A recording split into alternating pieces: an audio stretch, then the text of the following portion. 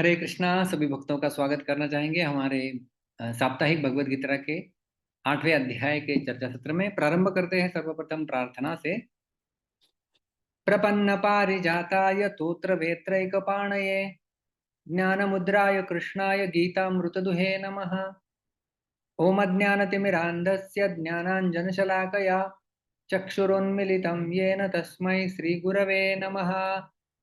नमः ओम विष्णुपादाय कृष्णपृष्ठाय भूतले श्रीमते भक्ति वेदांत स्वामिन इति नामिने। नमस्ते सारस्वते देवे गौरवाणी प्रचारिणे निर्विशेष शून्यवादी पाश्चात्य देशतारिणे। जय श्री कृष्ण चैतन्य प्रभु नित्यानंद श्री अद्वैत गदाधर श्रीवासादि गौर भक्त वृंद। हरे कृष्ण कृष्ण कृष्ण हरे हरे, हरे राम राम राम हरे हरे। हरे कृष्णा। तो हमारे पिछले सत्र में हमने भगवद गीता के 8वें अध्याय के 7वें श्लोक के ऊपर चर्चा की थी कि किस प्रकार से भगवान ने सर्वप्रथम 5वें श्लोक में बताया था कि अंतकाले च मामेव स्मरणुक्ता कलेवरम यह प्रयाति समद्भावम याति नास्ति तत्र संशय। जो अंतकाल में मेरा स्मरण करता है वो मुझे प्राप्त होता है। और छठे श्लोक में ये भी बताया कि किस प्रकार से जो जिस भाव में अपना देह त्याग करता है उस भाव को प्राप्त कर लेता है। यम यम वापि स्मरण भावन त्यजति अंते कलेवरम तम तम एवैति कौन्तेय सदा तद भाव भावितः। और इस प्रकार से भगवान इसलिए कहे कि आपको यदि अंत काल में मेरा स्मरण करना है तो आपको क्या करना होगा कि सारे काल में मेरा स्मरण करना होगा और अपने मन और बुद्धि को मुझ में लगाना होगा। तो भगवान ने 7वें श्लोक में कहा था तस्मात् सर्वेषु कालेषु मामनुस्मर युध्य च मयि अर्पित मनो बुद्धिर्मामे वैश्यस्य संशयः। तस्मात् इसलिए सर्वेषु कालेषु माम अनुस्मर, सारे कालों में मेरा स्मरण करो और उसके साथ साथ युध्य च, अपना कर्तव्य कर्म युद्ध भी करो। और मयि अर्पित मनोबुद्धि ही, मुझ में आपकी मन और बुद्धि अर्पित करते हुए माम एव एष्यसि, आप मुझे ही प्राप्त करोगे। असंशय, इसमें कोई संशय नहीं है। तो हमने देखा था इसलिए भगवान क्यों कहे, क्योंकि छठे श्लोक के साथ उसका संबंध है।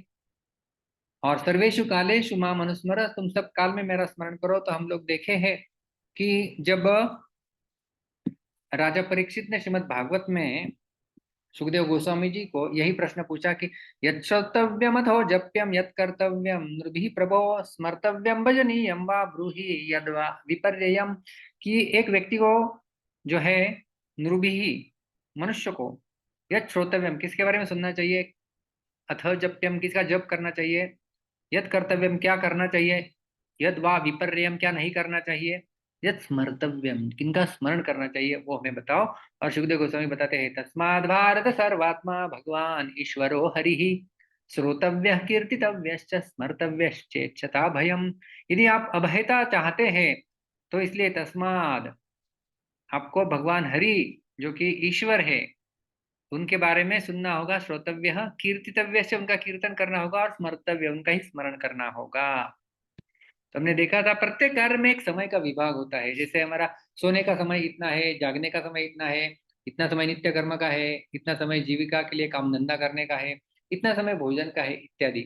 परंतु भगवान के स्मरण में ऐसा समय का विभाग नहीं होना चाहिए। भगवान को तो हमने सब समय में याद रखने का प्रयास करना चाहिए, ये हमने देखा था। और इस प्रकार से हमने देखा था कि विष्णु षोडश नाम स्तोत्र इसमें कहा गया है कौन से समय में हम लोग किस प्रकार से भगवान का नाम लेते हैं। औषधे चिंतयेद विष्णु भोजने च जनार्दनम शयने पद्मनाभम च विवाहे च प्रजापतिम।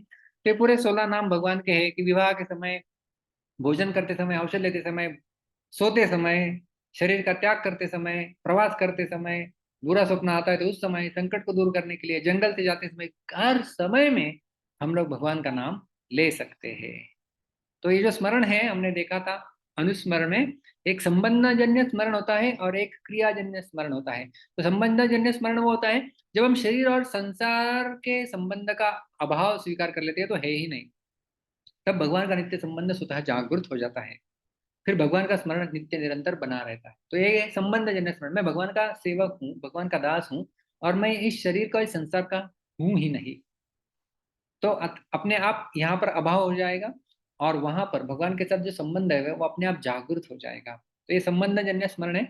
और दूसरा होता है क्रियाजन्य स्मरण का अर्थ है कि हम लोग हमारी भौतिक कार्यकलाप करते समय, अन्य अन्य क्रियाएं करते समय हम भगवान को स्मरण कर सकते हैं। उदाहरण के तौर पे हमने देखा था कि ऐसे राजस्थान की महिलाएं हैं, वो अपने सर के ऊपर घड़ा रखे हैं, हाथ में दूसरे कुछ काम चल रहे हैं, पैर से चलना हो रहा है, आंखों से सामने देखना हो रहा है, कान से सुन रहे हैं, दूसरा कोई बोल रहा है, मुख से बोल भी रहे हैं, तो इतना सब कर रहे हैं, लेकिन स्मरण है कि मेरे सर के ऊपर जो है वो घड़ा है। तो यह है क्रियाजन्य स्मरण। इसका और एक उदाहरण हमने आधुनिक प्रणाली में ये देखा कि कोई गाड़ी चला रहा है तो पैर उसके ब्रेक और एक्सीलेटर के ऊपर है, हाथ स्टीयरिंग के ऊपर है, आंखें सामने है, कान हॉर्न आदि इत्यादि बज रहे इसके ऊपर है, लेकिन फिर भी बगल वाले के साथ बातें वो करता रहता है। तो ये अभ्यास, क्रियाजन्य स्मरण जो है वो अभ्यास जन्य होता है। मतलब कोई नया कोई ड्राइविंग सीख रहा है तो वो नहीं करेगा, उसका ध्यान इधर होगा मैं अभी कौन से गियर चला रहा हूँ, लेकिन जब एक्सपर्ट हो जाएगा तो गियर की तरफ ध्यान देने की उसे आवश्यकता नहीं होती, वो सीधा वो ऑटोमेटिक बन जाता है उसके लिए। तो ये अभ्यास जन्य होता है। और इससे जो हमारी कार्य की जो उत्पादन क्षमता है वो कम नहीं होती है भगवान का स्मरण करेंगे तो। उदाहरण के लिए हमने देखा था कि चैतन्य महाप्रभु जब गुंडीचा मंदिर मार्जन कर रहे थे, भगवान का स्मरण कीर्तन भी कर रहे थे साथ ही साथ, और अकेले व्यक्ति लगभग 100 व्यक्तियों से भी अधिक कार्य कर रहे थे। आगे भगवान कहे थे युद्ध च, और अपना युद्ध भी करो, क्योंकि मनुष्य को करते हुए रूप से जो प्राप्त हो गया है उसको भगवान का स्मरण करते हुए करते रहना चाहिए। श्रील प्रभुपाद जी का बड़ा सुंदर तात्पर्य हमने पढ़ा था। अर्जुन को दिया गया यह उपदेश भौतिक कार्यों में व्यस्त रहने वाले समस्त व्यक्तियों के लिए बड़ा महत्वपूर्ण है। मतलब हम सब लोग जो भौतिक कार्यों में व्यस्त रहते हैं, भगवान यह नहीं कहते कि कोई अपने कर्तव्यों को त्याग दे। मनुष्य उन्हें करते हुए साथ साथ हरे कृष्ण जप करके कृष्ण का चिंतन कर सकता है। इससे मनुष्य भौतिक कल्मश से मुक्त हो जाएगा। तो भौतिक कल्मश से मुक्त होने का एकमात्र उपाय श्रील प्रभुपाद जी बताते हैं कि अपने भौतिक कार्यों को करते हुए भी हरे कृष्ण महामंत्र का जप हमने करते रहना चाहिए। और किस प्रकार से हमने देखा, गोपियां भी वो इसी प्रकार से अपने गृह कार्य करते समय भगवान का नाम का कीर्तन करती रहती थी। फिर वो गाय का दोहन हो, या फिर चावल के दाने निकालना हो, या फिर दही का मंथन हो, या घर में गोबर का उपलेप करना हो, प्रेंकें खनार गुरुति तो क्षण मार्जना दो, कि झूला झूलना हो, अपने बच्चों का संगोपन करना हो, या फिर अपने बगीचा में काम करना हो, या फिर जो आंगन है उसमें पानी डालना हो या सफाई करना हो, ये सारे कार्य करते समय गदगद हृदय से अनुरक्त धियोश्रु कंठ्यो, कि उनके भगवान के प्रति इतना प्रेम है, अश्रु आंखों से आ रहे और कंठ गदगदित हो रहा है। और धन्य है ऐसी व्रतियाएं जिनका चित्त भगवान में लगा हुआ है। तो ये गोपियां इस प्रकार से सारे कार्य कलाप करते समय भगवान का स्मरण करती थी। हमने एक उदाहरण देखा था, दोनों युद्धेच्य और माम अ, अनुस्मर सर्वेशु कालेशु। रंगमंच पर जब राजा के कोई व्यक्ति भूमिका कर रहा है, कपिनाजा, उसे कभी यह विस्मृत नहीं होता कि शहर में उसकी एक पत्नी और पुत्र भी है। तो उसे याद रहता है, हालांकि वो एक्टिंग कर रहा है, ड्रामा कर रहा है, लेकिन उसे पता होता है मेरी गांव में पत्नी है, मेरा बच्चा है। यदि अपनी वह पहचान भूलकर रंगमंच के बाहर भी वो राजा के समान व्यवहार करने लगे तो उसे पागल खाने में भर्ती कर रहा है। परंतु वह अपने वास्तविक व्यक्तित्व को जानता है, इसलिए कुशल अभिनेता है। इसी प्रकार सदा अपने दिव्य स्वरूप के प्रति जागरूक रहते हुए भी हम बिना किसी बाधा के कार्य कर सकते हैं। तो जैसे वो अभिनेता, कुशल अभिनेता तब कहा जाता है जब उसे स्मृति होती है कि नीचे आने के बाद भी वो अभिनय नहीं जारी रखता, वो अपने मूल प्राकृतिक स्वरूप में आ जाता है। उसी प्रकार से हमारा मूल प्राकृतिक स्वरूप है, हम भगवान के दास है, और ये भौतिक संसार में हम लोग ड्रामा करने के लिए आए हुए हैं। तो ड्रामा करते करते भी हमें हमारा स्मरण होना चाहिए कि मैं कौन हूँ, मैं भगवान का सेवक। बाकी ये सब हमारा जो है वो ड्रामा चल रहा है। मैं किसी का बेटा हूँ, किसी का माँ हूँ, किसी की पत्नी हूँ, किसी के पिता हूँ, मैं ब्रह्मचारी हूँ, गृहस्थवान, सब ड्रामा है एक दूसरे। लेकिन वो ड्रामा भी अच्छे तरह से यहाँ पर लिखा गया है, देखिए कैसे कुशल कुशल अभिनेता बनना है हमें। जैसे अर्जुन युद्ध किए, वो कुशल तरीके से युद्ध किए, और वो कुशलता प्राप्त होती है अभ्यास के द्वारा। और भगवान कहे कि मुझ में आपकी मन और बुद्धि अर्पित करना, और ये अलग अलग जगह भगवान कहे, 12वें अध्याय में भी भगवान अपने मन और बुद्धि को अर्पण करने के लिए कहे हैं। ये हमने देखा था, मय्येव मनाधत्स्व मयि बुद्धिम निवेशय निवसिष्यसि मय्येव अत ऊर्ध्वम न संशय। आप मुझे प्राप्त करोगे, इसमें कोई संशय नहीं है, जब आप अपना मन और अपनी बुद्धि मुझ में लगाएंगे। तो हमने देखा था मन जो है वो भगवान का चिंतन करने में हमें लगाना है, और बुद्धि बुद्धि निश्चयात्मक होती है, निश्चय करना है कि मुझे भगवत प्राप्ति कर लेनी है। उस निश्चयात्मक बुद्धि को हमें भगवान को अर्पण करना है। किस प्रकार से गोपियों ने अपना मन और बुद्धि भगवान को अर्पण किया था, वो हमने गोपी गीत के माध्यम से देखा था कि भगवान कृष्ण जब गैयों को चराने के लिए अपने मित्रों के साथ जब जंगल में जाते हैं, तो भगवान के चरण कमल तेनाट वीमटसी तद व्यथतेन किंचित, भगवान के चरण कमलों को जो है वो परेशानी नहीं होनी चाहिए। कंकड़ यदि कर्कशेषु, उन्हें यदि वो कंकड़ चुभेंगे तो उन्हें परेशानी होगी, तो हमें परेशानी होगी। तो गोपियों की चिंता, मन उनका वहां पर है कि भगवान के चरण कमल सुरक्षित रहे। तो इस प्रकार से भगवत भक्ति का प्रचार करने में हमें अपना मन और बुद्धि जो है वो लगानी चाहिए। और श्रील प्रभुपाद जी के पास टेंस भी हमने इसमें देखे थे। और भगवान आखिर में कहे कि माम एव एष्यसि असंशय, निसंदेह तू मुझे प्राप्त होगे, इसमें कोई संशय नहीं है। तो इस प्रकार से भगवान ने 7वें श्लोक में कहा, इसलिए तुम सब काल में मेरा स्मरण करो और युद्ध भी करो। तो सब काल में स्मरण करना, ये भगवान ने आज्ञा दी है 7वें श्लोक में। लेकिन वो सतत स्मरण के लिए जो है वो अभ्यास ही साधन है, ये भगवान 8वें श्लोक में बताने जाने वाले हैं, जिसकी हम लोग चर्चा करेंगे। 8वां श्लोक इस प्रकार से है, अभ्यास योग युक्तेन चेतसा नान्यगामिना परमं पुरुषं दिव्यं याति पार्थानुचिन्तयन्। तो हम लोग श्लोक का पद विभाग देखेंगे। दिव्य कृष्ण प्रभु, मैंने आपको अनम्यूट किया है, यू कैन अनम्यूट हाँ, योरसेल्फ। हरे कृष्णा प्रभु जी, दंडवत प्रणाम। तो आसान श्लोक है, केवल हाँ हाँ, दो संधि युक्त शब्द बनते हैं। एक एक शब्द को हम लोग दो दो बार उच्चारण करेंगे। अभ्यास योग युक्तेन, अभ्यास योग युक्तेन, अभ्यास योग युक्तेन अभ्यास योग युक्तेन चेतसा, चेतसा, चेतसा चेतसा न न न न अन्यगामिना, अन्यगामिना, अन्यगामिना। अन्यगामिना, यहाँ पर सवर्ण दीर्घ संधि होती है। नान्यगामिना नान्यगामिना परमं, परमं, परमं परमं पुरुषं, पुरुषं, पुरुषं पुरुषं दिव्यं, दिव्यं, दिव्यं दिव्यं याति, याति, याति याति पार्थ, पार्थ, पार्थ पार्थ अनुचिन्तयन्, अनुचिन्तयन्, अनुचिन्तयन्। अनुचिन्तयन्, तो यहाँ पर भी सवर्ण दीर्घ संधि होती है, पार्थानुचिन्तयन्। पार्थानुचिन्तयन्। संपूर्ण श्लोक एक एक पाद के साथ गाएंगे।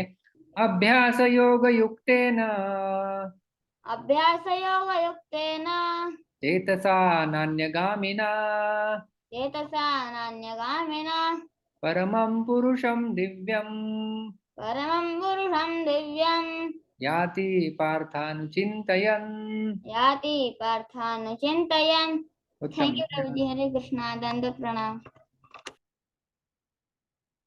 मीना माता जी, मैंने आपको अनम्यूट किया है। हरे कृष्ण प्रभु जी, पंचांग प्रणाम। अभ्यास योग युक्तेन चेतसा नान्यगामिना परमं पुरुषं दिव्यं याति पार्थानुचिन्तयन्। हरे कृष्ण प्रभु हरे जी। कृष्णा, धन्यवाद माता जी। तो आगे देखते हैं इस श्लोक का अन्वय। भगवान बता रहे हैं अर्जुन को, हे पार्थ, अभ्यास योग युक्तेन, अभ्यास योग से युक्त होकर, न अन्यगामिना चेतसा, अपनी चेतना को, अपने चित्त को, अपने मन को कहीं और नहीं जाने देते हुए, दिव्यम परमम पुरुषम अनुचिंतयन, दिव्य परम पुरुष का चिंतन सदैव करते हुए, याति, यहाँ पर अध्यादृत है, तम एव, ये शब्द श्लोक में नहीं मिलेगा, लेकिन कभी कभी क्रियापद या कुछ है वो हमें समझ लेना होता है कि पुरुषम दिव्यम मतलब उन परम पुरुष का चिंतन करते हुए उन परम पुरुष को ही प्राप्त कर लेता है। तम एव, उसी को प्राप्त कर लेता है, वहां पर चला जाता है। तम एव याति। तो इस श्लोक का अनुवाद श्रील प्रभुपाद जी करते हैं। हे पार्थ, जो व्यक्ति मेरा स्मरण करने में अपना मन निरंतर लगाए रखकर अविचलित भाव से भगवान के रूप में मेरा ध्यान करता है, वह मुझको अवश्य ही प्राप्त होता है। तो महत्वपूर्ण श्लोक है। यहाँ पर भगवान बता रहे हैं कि अभ्यास योग युक्तेन, तो ये जो वाक्य एक प्रकार से भगवान यहाँ पर बोल रहे हैं कि अभ्यास योग से युक्त। अब ये अभ्यास योग क्या है? हमने अलग अलग शब्द सुन रखे हैं, कर्म योग, भक्ति योग, ज्ञान योग, अष्टांग योग, ध्यान योग। क्या उसी प्रकार से अभ्यास योग कोई अन्य योग पद्धति है? तो जी नहीं, ये अभ्यास योग कोई अन्य योग पद्धति नहीं है। ये वास्तव में क्या है कि अभ्यास योग ये एक सामासिक शब्द है।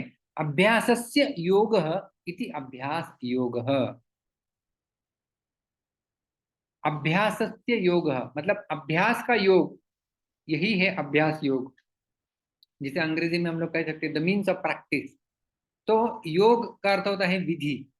जैसे भक्ति योग का अर्थ क्या है? भक्ति की विधि। तो पुनः पुनः स्मरण के अभ्यास की जो विधि है उसका पालन करना, वो है अभ्यास योग। अभ्यास समझते हैं हम लोग, अभ्यास साधारणतः जब स्कूल के छात्र जो होते हैं, विद्यालयों के छात्र, वो कहते हैं कि मुझे अभ्यास करना है। तो अभ्यास का अर्थ होता है कि पुनरुक्ति करनी है, जो मुझे स्कूल में पढ़ाया गया है, क्लास में पढ़ाया गया है, उसे मुझे पुनः पढ़ना है, उसकी पुनरुक्ति करनी है, वो है अभ्यास। तो पुनः पुनः स्मरण के अभ्यास की जो विधि है, उस विधि, विधि का अर्थ होता है योग।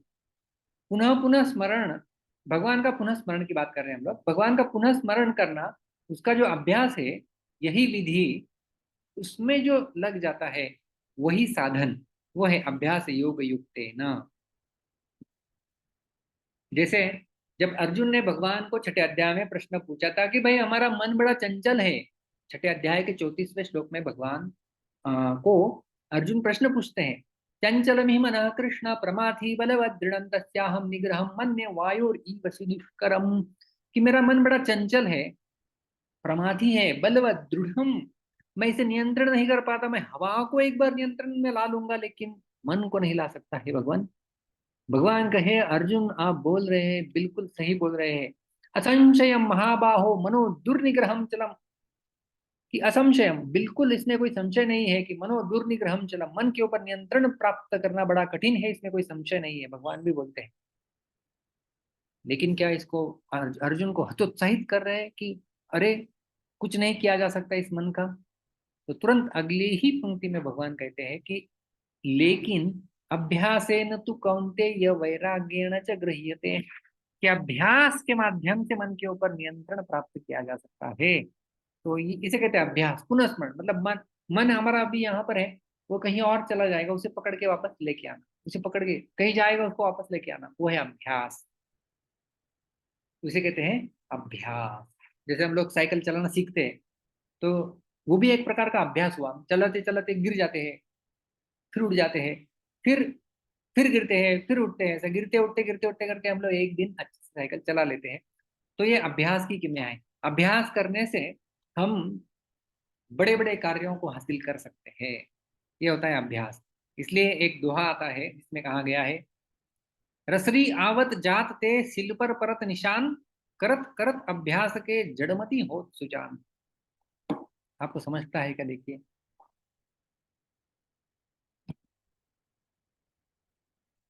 रसरी आवत जात थे। पुराने जमाने में कुआं होता था ना, कुआं। तो कुएं में से यदि जल निकालना है तो रस्सी डालने से अलावा और दूसरा कोई उपाय नहीं होता है। तो कुआं है, कुएं के अंदर रस्सी डालते हैं, रस्सी जो है वो ऊपर नीचे होती रहती है। रसरी आवत जावत ते सिल पर परत निशान। तो जो सील होता है उसके ऊपर निशान हो जाता है रस्सी का, है कि नहीं। करत करत अभ्यास के जड़मति हो सुजान। यदि अभ्यास कोई व्यक्ति इस प्रकार से रस्सी भी पत्थर के ऊपर यदि निशान कर सकती है, तो कोई व्यक्ति अभ्यास कर लेगा तो जड़मति भी होगा तो भी सुजान बन जाएगा।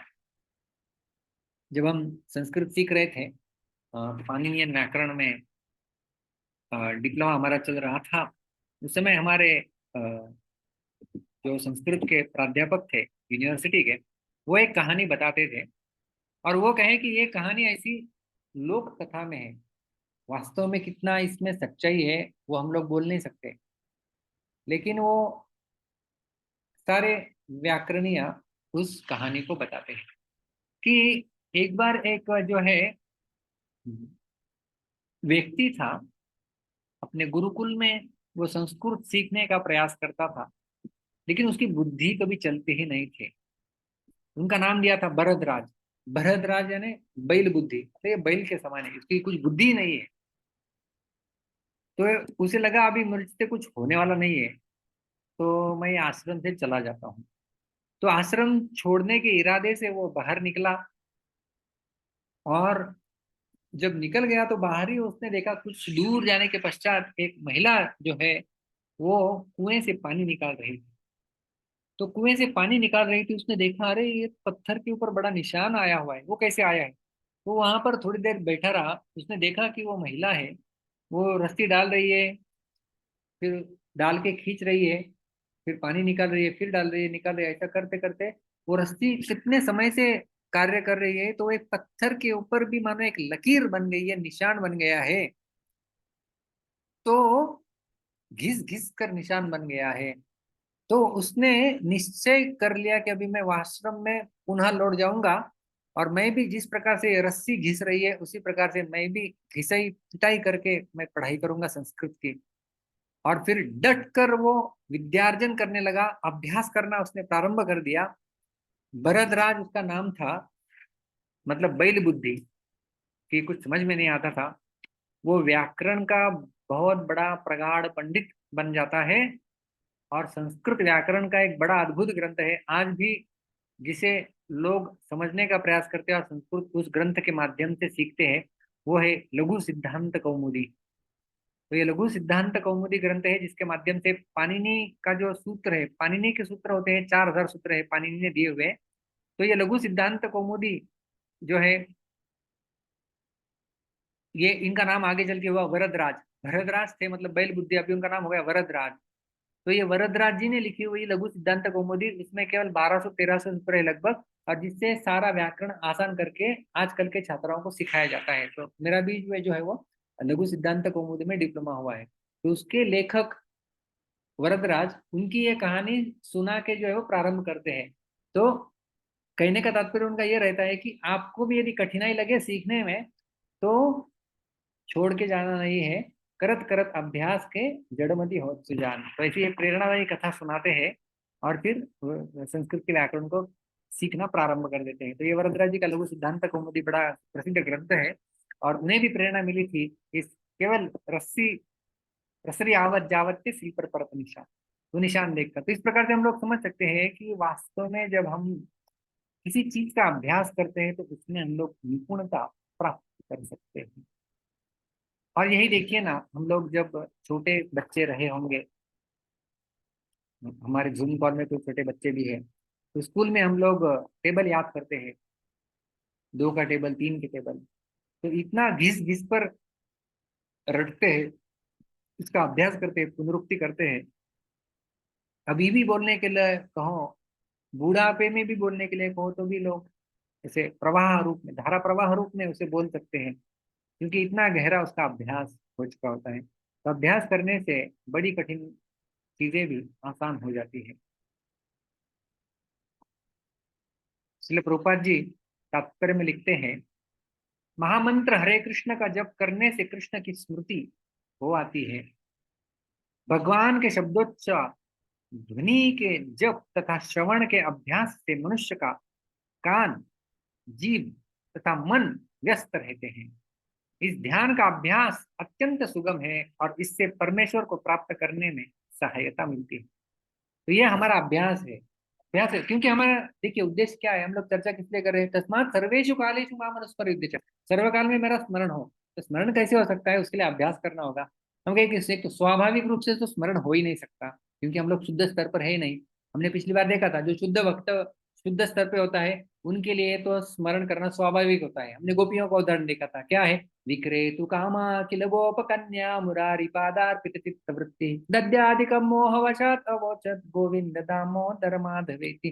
कि वो बेचने के लिए जा रही है, विक्रेतु कामा किल गोपकन्या, बेचने के लिए जा रहे क्या, दूध दही इत्यादि बेचने के लिए जा रही है। बोलना है उनको दूध ले लो, दही ले लो, लेकिन वो क्या बोल रही है, गोविंद ले लो, दामोदर ले लो। तो इतना क्योंकि मुरारी पादार्पित चित्त वृत्ति, क्योंकि उनकी चित्त वृत्तियां भी मुरारी में लग चुकी है। तो ऐसे हमने श्रीमती राधारानी का भी उदाहरण देखा था, याद है आपको, कृष्ण वही कृष्ण जार भीतरे बाहिरे, यहाँ यहाँ नेत्र पड़े तहाँ कृष्ण स्फुरे। क्योंकि कृष्ण उनके अंदर है, कृष्ण उनके बाहर है, जहां जहां नेत्र पड़ते हैं उनको कृष्ण का ही स्मरण होता है। वो स्वाभाविक है, उनके लिए करना नहीं पड़ता है। लेकिन हम जैसे साधक, हमें यदि भगवान श्री कृष्ण की स्मृति को जागृत करना है, प्रभुपाद लिखते हैं कि स्मृति हो आती है तब हो आएगी जब हम हरे कृष्ण का जप करेंगे। और हरे कृष्ण का जप करने से क्या होता है, प्रभुपाद कहते हैं कि हमारी तीन इंद्रियां, हमारे कान, श्रोत्रेंद्रिया, हमारी जीव तथा हमारा मन इसमें व्यस्त हो जाता है। जिह्वा से हम लोग उच्चारण करते हैं, कान से हम लोग श्रवण करते हैं, और मन से ध्यान करते हैं, हरे कृष्ण कृष्ण कृष्ण हरे हरे, हरे राम राम राम हरे हरे। तो ये, और इसको हम लोग बार बार दोहराते हैं, तो वो है अभ्यास। करत करत अभ्यास के जड़मति हो चुका, तो ये हम लोग अभ्यास करते हैं। तो ये अभ्यास हमें सदैव करते रहना चाहिए। जब भी हमें समय मिले भगवान के नाम का जब कीर्तन जो है वो करते रहना चाहिए। और जब जब ये हम लोग करते रहेंगे इस अभ्यास योग में, जब हम युक्त रहेंगे, तो यह साधन बनेगा। क्योंकि यहाँ पर तृतीया विभक्ति का प्रयोग किया गया है कि अहम हस्तेन, अहम मैं, हस्तेन हाथ के द्वारा, जलम पिबामी, अहम हस्तेन जलम पिबामी, मैं हाथ से जल पी रहा हूं। तो इसी प्रकार से हस्तेन, अभ्यास योग युक्तेन, तो ये अभ्यास योग युक्त ये साधन बन जाए। क्योंकि हाथ मेरा साधन बन रहा है पानी पिलाने में, उसी प्रकार से अभ्यास योग युक्त ये साधन बनेगा भगवान का चिंतन और स्मरण करने के लिए। तो जब हम इस प्रकार से अभ्यास में पुनः पुनः स्मरण उसमें जब लग जाएंगे, हमने यहाँ पर देखा था अभ्यास पुनः पुनः स्मरण के जो अभ्यास की विधि है उसे अभ्यास योग कहते हैं। और उसमें युक्त एंगेज, उसमें लगा हुआ व्यक्ति जो है वो, और प्रभुपाद जी लिखते हैं अत्यंत सुगम है ये विधि, और परमेश्वर को प्राप्त करने में इससे सहायता मिलती है, क्योंकि ये साधन है। सहायता मिलती है हमें इस साधन से। यदि मेरा हाथ नहीं है तो कल्पना कीजिए मैं कैसे जल पीऊंगा, बोतल को पकड़ ही नहीं पाऊंगा। साधन होना चाहिए। तो अभ्यास योग ये साधन है। पुनरुक्ति करना, पुनः पुनः जो है वह इसका अभ्यास करना, ये एक साधन बताया गया है। और न अन्यगामिना चेतसा, अन्यत्र न जाने वाले चित्त से, ये भी एक साधन है। ये भी तृतीया विभक्ति में कहा गया है। चेतसा, चित्त शब्द है, चेतस, चेतस शब्द है, उसकी तृतीया विभक्ति मतलब साधन बनता है। जैसे हस्त है तो हस्तेन, अभ्यास योग है तो अभ्यास योग युक्तेन, और चित्त है तो चेतसा, चेतसा इस प्रकार की चेतना के द्वारा। कौन सी चेतना भाई, न अन्यगामिना, जो अन्य कहीं नहीं जा रही है, तो कहाँ जा रही है, भगवान के पास ही जा रही है। जैसे हम लोग देखते हैं ना, हाँ देखिए, न अन्यगामिना का अर्थ श्रीधर स्वामी बताते हैं, अन्यम गच्छति इति अन्यगामी, अन्यम गच्छति कहीं अन्य जगह जा रही है, अन्य गच्छति, गच्छति का अर्थ है जाना, अन्यम गच्छति कहीं और जा रही है, इति अन्यगामी मतलब अन्यगामी मतलब कहीं और जा रही है। तो हमारी चेतना कैसी चाहिए, न अन्यगामी, अन्य अन्य जगह जाने वाली नहीं होनी चाहिए। ऐसा उदाहरण देता हूँ, आप हाईवे से गाड़ी चला रहे हैं, हाईवे से गाड़ी चला रहे हैं तो आप स्टीयरिंग लेके सीधा चलते रहते हैं। जब अन्यगामी ना हो जाएगा तो एक्सीडेंट हो जाएगा। समझ में आ रहा है, अन्यगामी which is going astray, distract हो जाना, पथभ्रष्ट हो जाना, मार्ग से हट जाना, तो ये है अन्यगामी। तो अन्यगामी नहीं होनी चाहिए हमारी चेतना। हमारी चेतना कैसी होनी चाहिए? व्यवसायत्मिका बुद्धि एक कुर्नंद, उस दिशा में जाना चाहिए। अनन्य भक्ति, अनन्य चेता सततम यो मां स्मरति नित्यशः तस्याहं सुलभः पार्थ नित्ययुक्तस्य योगिना। तो अनन्य भक्ति के बारे में भगवान बहुत जगह बताए हैं। अन्य मतलब अन्य जगह पर नहीं, केवल फोकस वहीं पर भगवान ने। तो उसे कहते हैं डेविएशन या गोइंग एस्ट्रे, कुछ अलग पथ में चले जाना। तो ऐसा होता है ना, हम लोग कुछ उद्देश्य हमारा वहां पर जाना है, तो अन्यगामी जब हम बन जाते हैं, कहीं और रास्ता भटक जाते हैं, या रास्ते से गाड़ी उतर जाती है, तो बड़ा एक्सीडेंट हो जाता है, फिर बड़ी समस्या होती है वापस आने में। तो ऐसी चेतना के बारे में, इस चेतना को साधन बनाना है। कैसी चेतना? न अन्यगामी, ना जो अन्य नहीं जा रही है। चेतना यदि अन्य कहीं पर गई, जैसे बोलते हैं ना, नजर हटी दुर्घटना घटी। उदाहरण है भरत महाराज। भरत महाराज ने अपने जीवन का उद्देश्य बना लिया है कि मुझे भगवत प्राप्ति करनी है। सब कुछ राज्य को तिलांजलि देके त्याग करके जंगल में बैठे थे, तपस्या कर रहे थे, भाव स्तर पर पहुंच गए थे, भगवान का नाम लेते थे तो आंखों से अश्रु प्रवाहित होते थे। लेकिन एक हिरण के प्रति आसक्त हो गए। मृत्यु समय में उन्होंने हिरण का ही स्मरण किया। अंतकाल यम यम वापि स्मरण भावम त्यजति अन्ते कलेवरम तम तम एवैति कौन्तेय सदा तद भाव भावितः। जिसका स्मरण करेंगे उसी भाव को प्राप्त करेंगे। हिरण का स्मरण किया, हिरण को प्राप्त कर लिया, अन्यगामी चित्त हो गया। तो हमें भगवान बता रहे हैं कि ऐसे अन्यगामी चित्त नहीं होना चाहिए। न अन्यगामिना चेतसा, कि एकमात्र चित्त मेरा वहीं पर होना चाहिए, भगवान में। ये बताया गया है।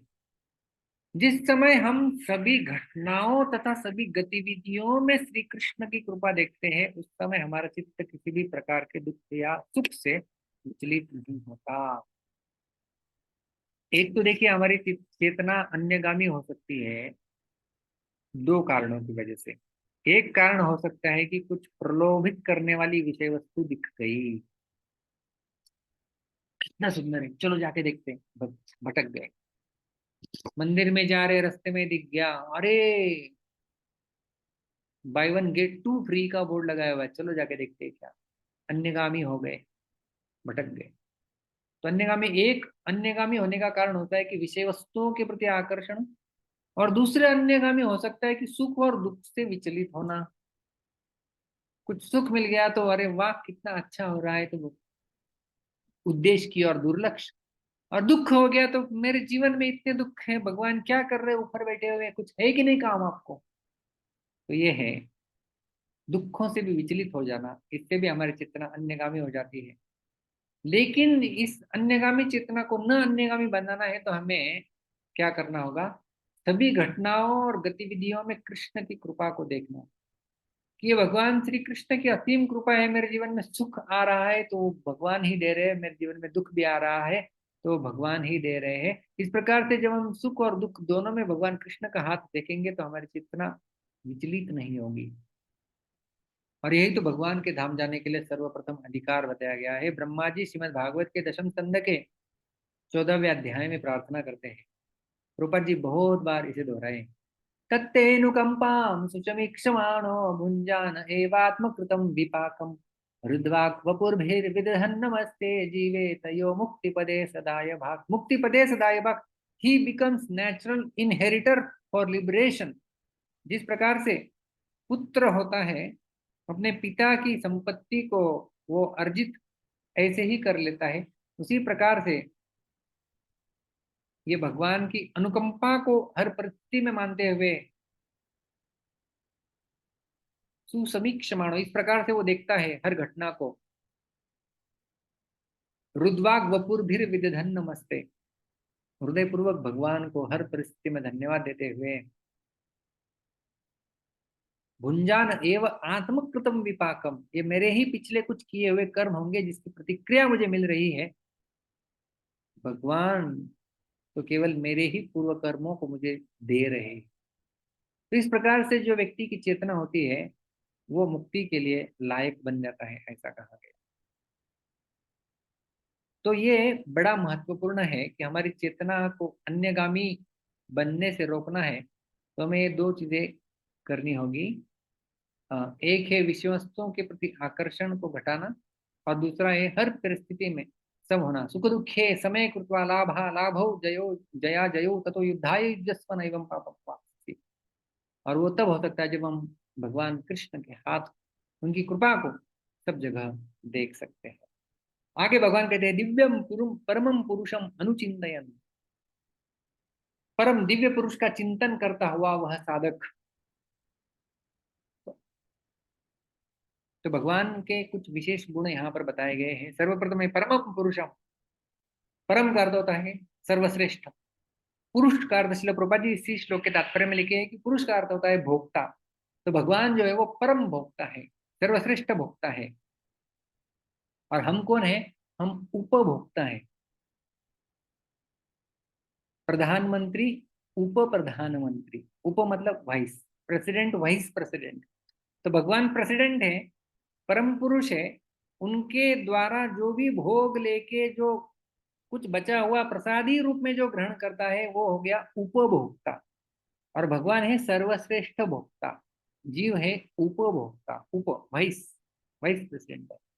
भगवान प्रथम भोग करेंगे, उसका प्रसादी रूप में जो आएगा वो जीव भोग करेगा। तो भगवान परम पुरुष है, वो परम पुरुष का चिंतन करते हुए। और दूसरा दिव्यम। दिव्य, दिव्य का अर्थ होता है दिव्यम, दिव्य अलौकिक। ये है भगवान। और भगवान को दिव्य अन्य कई जगहों पर कहा गया है। अर्जुन स्वयं भगवान को जब 10वें अध्याय में भगवान ने जब चतुश्लोकी भगवद गीता सुना दी, 8 9 10 11 श्लोक में, तो तुरंत 12वें श्लोक में अर्जुन बोल उठे, परम ब्रह्म परम धाम पवित्रम परमम भवान पुरुषम शाश्वतम दिव्यम आदिदेवम अजम विभुम। पुरुषम शाश्वतम वही परम पुरुष, और दिव्यम आदिदेवम, आप आदिदेव है। इस प्रकार से दिव्य भगवान को दिव्य कहा जाता है। केवल भगवान ही दिव्य नहीं है, भगवान के जन्म और कर्म भी दिव्य है। श्रील प्रभुपाद जी बार बार दोहराते इस श्लोक को, जन्म कर्म च मे दिव्यम एवं यो वेत्ति तत्त्वतः त्यक्त्वा देहं पुनर्जन्म नैति मामेति सोऽर्जुन। चौथे अध्याय का 9वां श्लोक है गीता का। भगवान कहते हैं कि जन्म और कर्म मेरे दिव्य है, और एवं यो वेत्ति तत्त्वतः, जो इन्हें दिव्य जान लेता है, वह व्यक्ति त्यक्त्वा देहं पुनर्जन्म नैति, वह देह त्याग करेगा, उसे पुनर्जन्म नहीं मिलेगा। तो क्या होगा? मामेति, वो मुझे प्राप्त हो जाएगा। भगवान कहते, तो भगवान के धाम को कोई व्यक्ति प्राप्त कर सकता है केवल वो केवल जान ले कि भगवान के जन्म और कर्म दिव्य। तो ये है उनकी दिव्यता, इसलिए उन्हें कहा जाता है दिव्यम परमम पुरुषम। और उनका अनुचिंतयन, अनुचिंतयन, तो ये अनुचिंतयन शब्द है, अ, अनु जो है वो उपसर्ग लगाया गया है। अनु अधिक चिंतयन, ये शब्द बनता है अनुचिंतयन, अनुचिंतयन।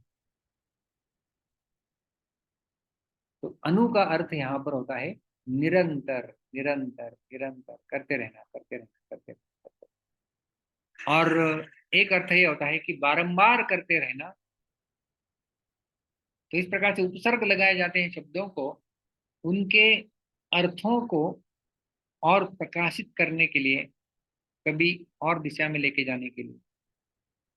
उपसर्गेन धात्वर्थो बलात् अन्यत्र नीयते, जो मूल धातु होता है, यहाँ पे चिंतन मूल धातु है। तो मूल धातु को, अर्थ को उपसर्ग जो है वो बलपूर्वक और कहीं लेके जाता है। उपसर्गेन धात्वर्थो बलात् अन्यत्र नीयते, प्रहार आहार विहार संहार। रु धातु है, उसको प्र उपसर्ग लिया जाएगा तो प्रहार बन जाएगा, किसी को मारना। आ उपसर्ग लिख दिया जाएगा तो वो आहार बन जाएगा। वी उपसर्ग लिख दे दिया जाए तो विहार बन जाएगा। इस प्रकार से धातु एक है, उसके अलग अलग अर्थ हो सकते हैं। उसी प्रकार से चिंतन को अनु लगा देंगे तो उसके अलग अर्थ हो सकते हैं। तो एक अर्थ होता है अनुचिंतन का वारंबार जो है वो स्मरण करना, और दूसरा अनु का अर्थ होता है कि जैसे हम लोग कहते हैं ना, अनुगामी, किसी के पद चिन्हों के ऊपर चलते रहना। हम लोग रूपानुग है, रूप गोस्वामी ने दिए हुए मार्ग पर चलने वाले हैं, इसलिए रूपानुग। तो अनु का अर्थ होता है कि जो पूर्ववर्ती आचार्यों ने जो स्मरण की पद्धति दी है उसी पद्धति का पालन करते हुए चिंतन करना, खुद की कोई नई चिंतन की विधि का आविष्कार नहीं करना, ये है अनुचिंतयन। आया समझ में आपको? अनुचिंतन के दो अर्थ हम लोग देख रहे हैं, एक होता है बारंबार निरंतर चिंतन, और दूसरा है कि कोई स्वयं की मन घटित चिंतन की विधि नहीं, किंतु पूर्ववर्ती आचार्यों ने जो दी है धरोहर के रूप में, उस पद्धति का पालन करते हुए, जैसे श्रील प्रभुपाद जी ने तात्पर्य में दिया था, हरे कृष्ण महामंत्र का उच्चारण करते हुए हम किस प्रकार से सुगम तरीके से भगवान का चिंतन कर सकते हैं। और आगे भगवान कहते हैं कि तम एव याति, उसी को प्राप्त हो जाता है। तो जो इस प्रकार से अभ्यास करता है, अभ्यास योग में युक्त है, उसकी चेतना और कहीं नहीं जा रही है, केवल भगवान में निमग्न है।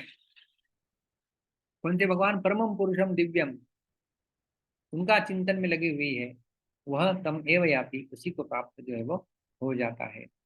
श्रीमद् भागवत में बड़ा सुंदर उदाहरण दिया गया है कि जिस चीज का हम स्मरण करते हैं बिल्कुल वैसे ही हम बन जाते हैं। श्रीमद् भागवत के 7वें स्कंद में पहले ही अध्याय में इसका वर्णन आता है। नारद मुनि समझा रहे हैं, कीट कीट पेशस्कृता रुद्ध कुड्यायां तमनुस्मरन् संब्रह्म भय योगे न विन्दते तत्स्वरूपतात् एवं कृष्णे भगवती माया मनुजमीश्वरे वैरेण पूत पापमान तमापुर अनुचिंतया।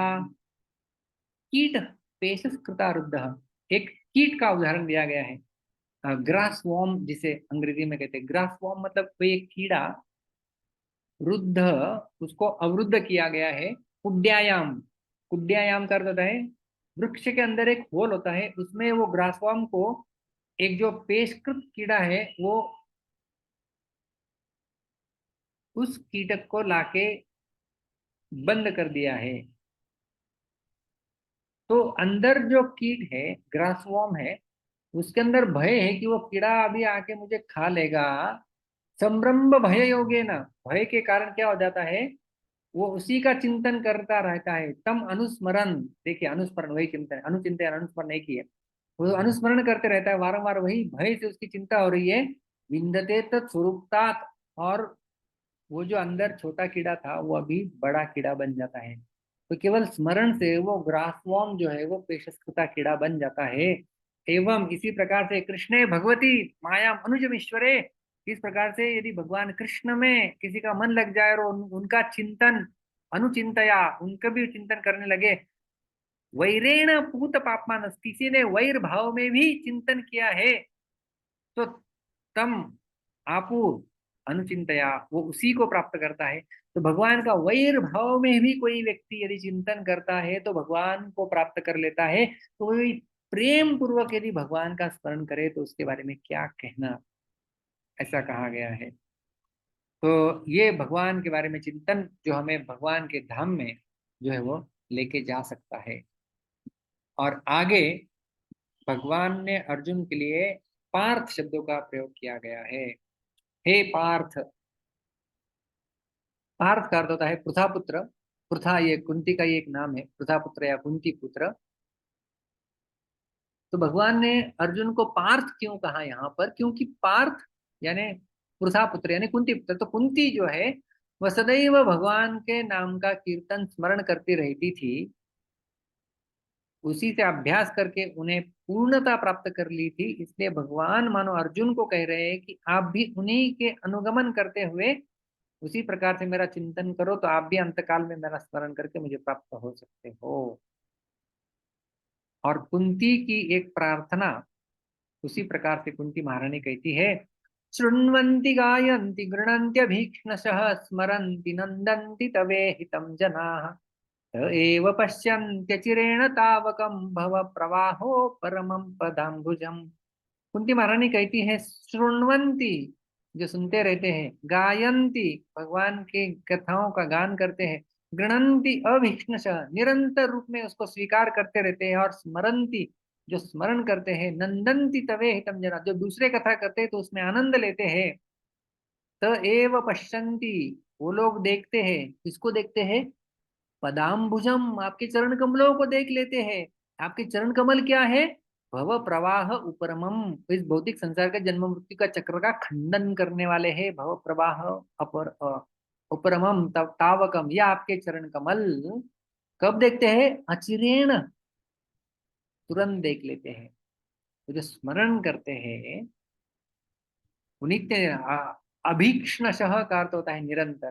तो जो निरंतर श्रवण कीर्तन ग्रहणन और स्मरण करते रहते हैं, कुंती महारानी कहती है, वो आपके चरण कमलों को देख लेते हैं। ये कुंती की प्रार्थना है, मानो भगवान अर्जुन को स्मरण करा रहे हैं कि कुंती ने ये प्रार्थना अर्पण कर ली थी। तो हे कुंती पुत्र अर्जुन, हे पार्थ, आप भी इस प्रकार से जो है तस्मात् सर्वेषु कालेषु माम अनुस्मरेत्, मेरा स्मरण करो और आप युद्ध करो। ये भगवान जो है वो इस श्लोक में बता रहे हैं। तो इस प्रकार से हमने आज का श्लोक देखा। 8वां श्लोक कि हमने देखा 7वें और 8वें श्लोक में संबंध देखा कि सर्वकाल में स्मरण करना है तो अभ्यास एकमात्र विधि है। अभ्यास योग युक्तेन चेतसा न अन्यगामिना परमं पुरुषम दिव्यम याति पार्थन चिंतयन्, कि हे पार्थ, भगवान कहते कि अभ्यास योग युक्तेन, तो हमने देखा कि अभ्यास योग जो कि अलग से योग का प्रकार नहीं है।